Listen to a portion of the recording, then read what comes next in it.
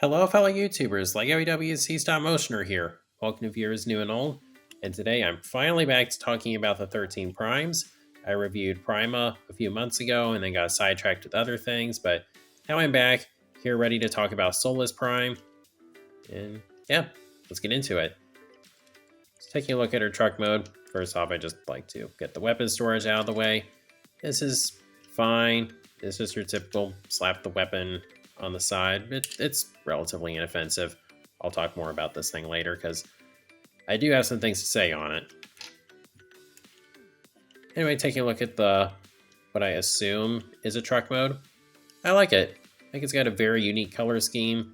It's a nice, I think these are shades of purple. Pretty sure that's what these are. It's not consistent across the different shades, but I think it blends together well enough. Got some gold for the windows and some gold highlights throughout. Fully pinned on wheels, which you know me. I'm always happy to see these. You do see the legs sticking out. Not sticking out, they're visible on the side there, which isn't great, but I've seen worse. Biggest thing in the back here is just kind of fiddly to get into place. But still, not a bad looking alt mode at all. Rolls pretty well thanks to the pinned on wheels. Yeah, pretty solid truck mode. For comparison, here she is with the Prima Prime, who is notably bigger. But still, I think they look pretty cool together. Similar types of alt modes. And with all that out of the way, let's just go ahead and get into the transformation. Alright, so first things first, go ahead and just disconnect these, flip the arms down, go ahead and flip the hands out.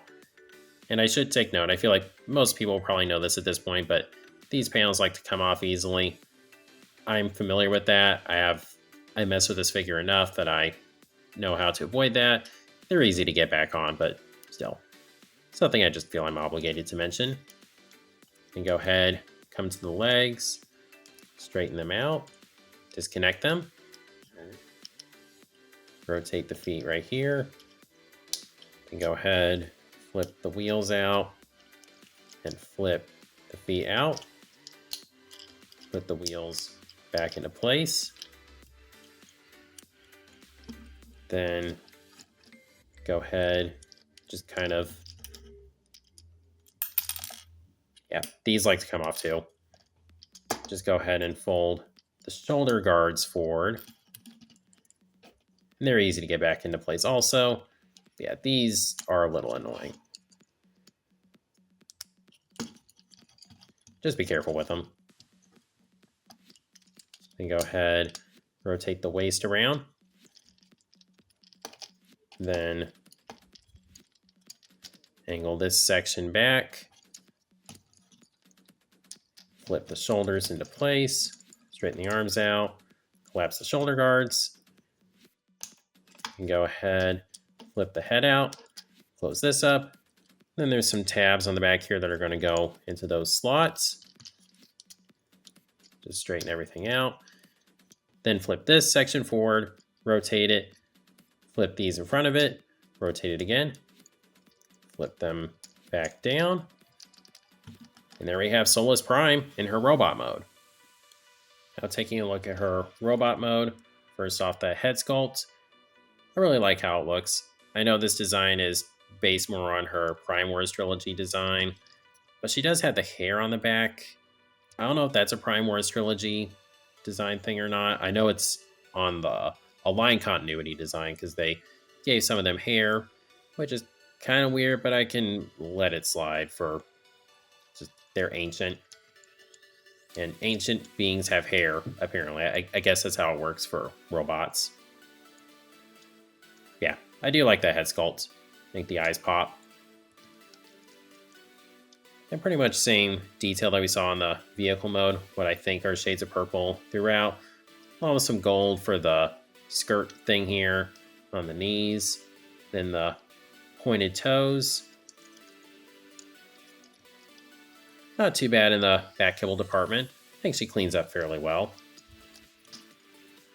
Now, to get into her accessory, the Forge of Solus Prime, which also has this thing on the end that you can detach. It's meant to be a grenade, and from what I understand, this is based on the Transformers Victory Japanese series.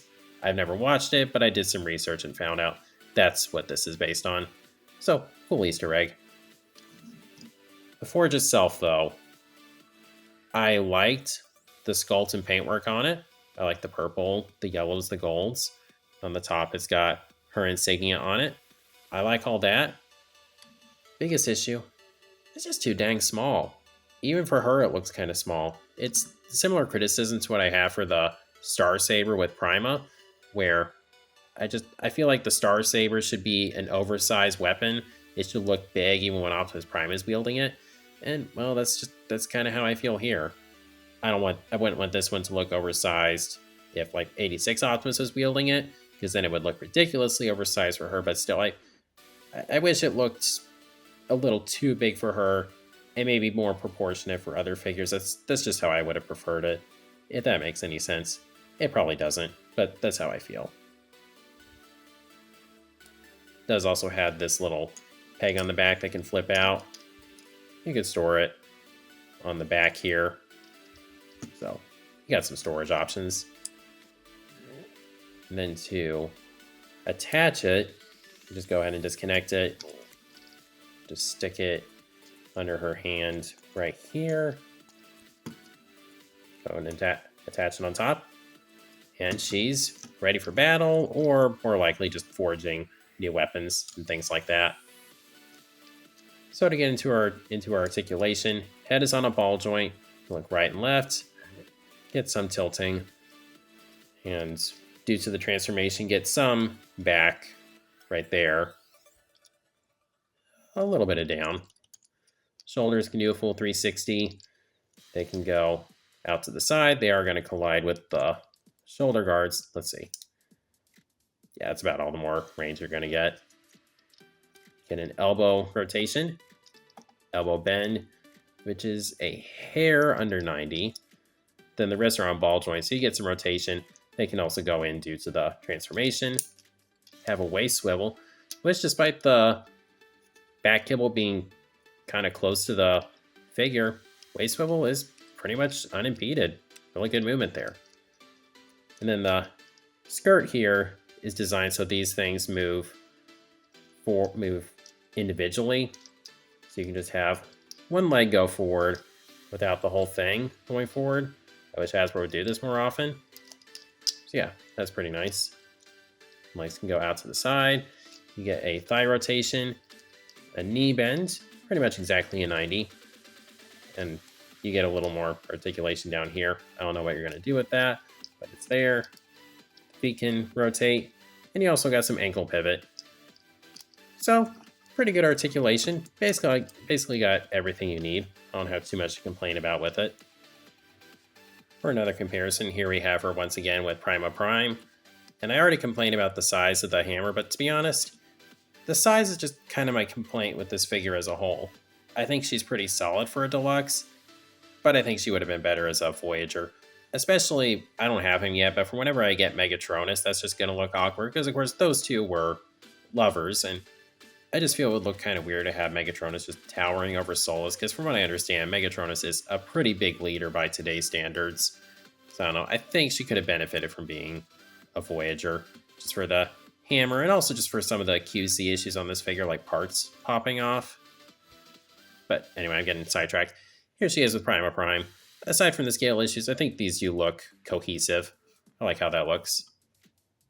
With all that out of the way, I think that pretty much does it for my overall thoughts on this figure. So I'll go ahead and stick around the display and get my final thoughts. Alright, so there we have Solus Prime.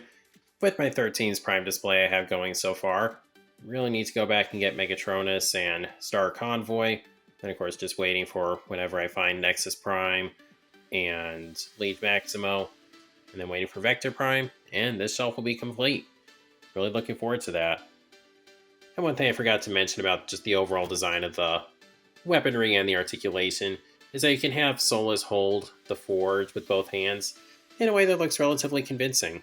So, kudos to the design team for that. So at the end of the day, do I recommend this figure? I do for the most part. I think she's a really solid little deluxe. I think the transformation is pretty fun. The alt mode is flawed, but still looks pretty nice. And I really like the looks of the robot mode. I would say most of my issues do come down to personal preference. I just personally think she should be maybe a smaller Voyager, and I just personally wish that the Forge were a lot bigger. The reference to a grenade from a Japanese series is pretty cool. Something that kind of goes over my head because, again, I haven't seen that series, but Easter eggs are always cool. Now, I would say it's a pretty objective issue that the engineering just wasn't really suited for a deluxe because some of the parts pop off pretty easily. Thankfully, they go back on just as easily.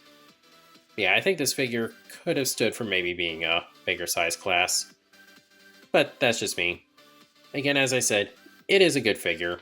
Just there's a few little issues with it, but that's the same for pretty much every figure. So if you do want to get this figure now, she's pretty easy to find. I've seen her on Big Bad Toy Store, Amazon. I think I've still seen her at GameStop fairly regularly. So if you want to get this figure, she's not remotely hard to come by, at least in my experience. But of course, that's just what I think of this figure. Please let me know what you think of her down in the comments. And if you like this video, please be sure to like, share, subscribe, and God bless.